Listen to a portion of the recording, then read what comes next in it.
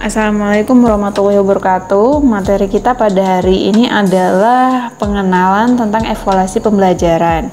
Jadi kita akan membahas tentang yang namanya tes, penilaian, dan juga pengukuran. Terkait hal itu, maka kita harus memahami konsep evaluasi pembelajaran. Mengapa demikian? Karena tes, penilaian, dan pengukuran itu adalah satu kesatuan yang utuh dalam evaluasi pembelajaran. Evaluasi pembelajaran adalah sebuah proses sistematis yang digunakan untuk mengukur capaian pembelajaran yang telah ditentukan oleh guru. Artinya, evaluasi pembelajaran merupakan patokan dalam mengukur tingkat kemajuan, perkembangan, dan pencapaian belajar peserta didik, serta keefektifan pendidik dalam mengajar. Pengukuran dan penilaian menjadi kegiatan utama dalam evaluasi pembelajaran. Pertanyaannya, bagaimanakah tes, penilaian, pengukuran menjadi satu kesatuan yang utuh dalam evaluasi pembelajaran? Berikut deskripsinya. Anggap saja sebagai salah satu kasus, di sini saya adalah seorang guru sekolah dasar. Dan saya ingin mengetahui apakah peserta didik saya telah menguasai kompetensi dasar dalam mata pelajaran PPKN atau belum. Nah, bagaimana prosesnya? Prosesnya adalah saya memberikan tes tertulis dalam bentuk pilihan ganda kepada peserta didik saya. Artinya, saya telah menggunakan tes dalam bentuk pilihan ganda sebagai alat ukur dalam penilaian.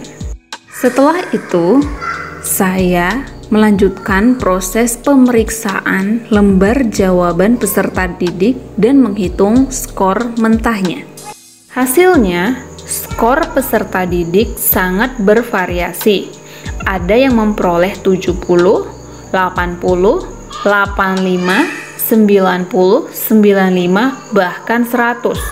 Nah, angka-angka ini mulai dari 70 sampai dengan 100 disebut dengan hasil kuantitatif. Inilah yang disebut dengan pengukuran. Pengukuran adalah membandingkan sesuatu dengan suatu ukuran tertentu yang bersifat kuantitatif. Lalu, apa langkah selanjutnya? Langkah selanjutnya adalah melakukan pengelolaan skor. Fungsinya buat apa?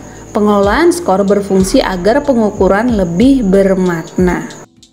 Pengelolaan penilaian dapat diberikan dengan penafsiran dalam skala 0 sampai dengan 100. Misalnya, peserta didik yang mendapatkan nilai 85 sampai dengan 100 artinya sangat menguasai materi. Berarti nilainya adalah A. Nilai 75 sampai dengan 85 itu kita sebut dengan menguasai, nilainya B. Sedangkan yang kurang dari 75 itu kita beri dengan nilai C karena kurang menguasai. Jadi kegiatan tersebut merupakan proses penilaian atau yang disebut dengan assessment, yaitu proses pengumpulan dan pengolahan informasi untuk menentukan capaian hasil belajar peserta didik. Jadi, apakah Anda sudah bisa membedakan tes, pengukuran, penilaian, dan evaluasi pembelajaran? Jika belum, mari kita lihat penjelasan ringkas berikut ini. Untuk mengetahui capaian pembelajaran, maka seorang guru harus melakukan tes. Nah, tes ini bisa berbentuk wawancara, pilihan ganda, ataupun uraian. Hasil tes berupa angka kuantitatif mulai dari 1 sampai dengan 100 itu disebut dengan pengukuran. Untuk membuat nilai kuantitatif 1 sampai dengan 100 itu lebih bermakna, maka harus dilakukan penilaian.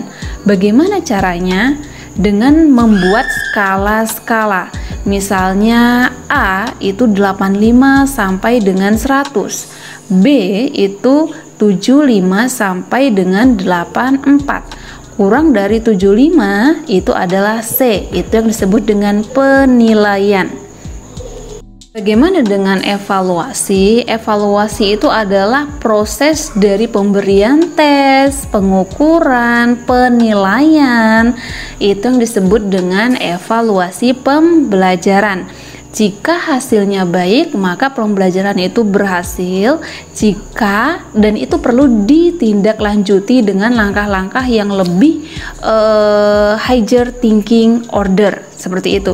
Tapi ketika hasilnya itu kurang memenuhi capaian pembelajaran, maka hal tersebut perlu diperbaiki. Tugas Anda. Salah satu ahli mengemukakan tujuan penilaian atau assessment purpose adalah keeping track, checking up, finding out, and swimming up. Tugas Anda silahkan untuk menjelaskan maksud dari keeping track, checking up, finding out, and summing up. Tugas yang kedua, jelaskanlah beberapa kegunaan pentingnya mengetahui kemajuan peserta didik. Silahkan hasilnya diketik dalam Microsoft Word dan dikirimkan ke Google Classroom paling lambat minggu depan. Assalamualaikum warahmatullahi wabarakatuh.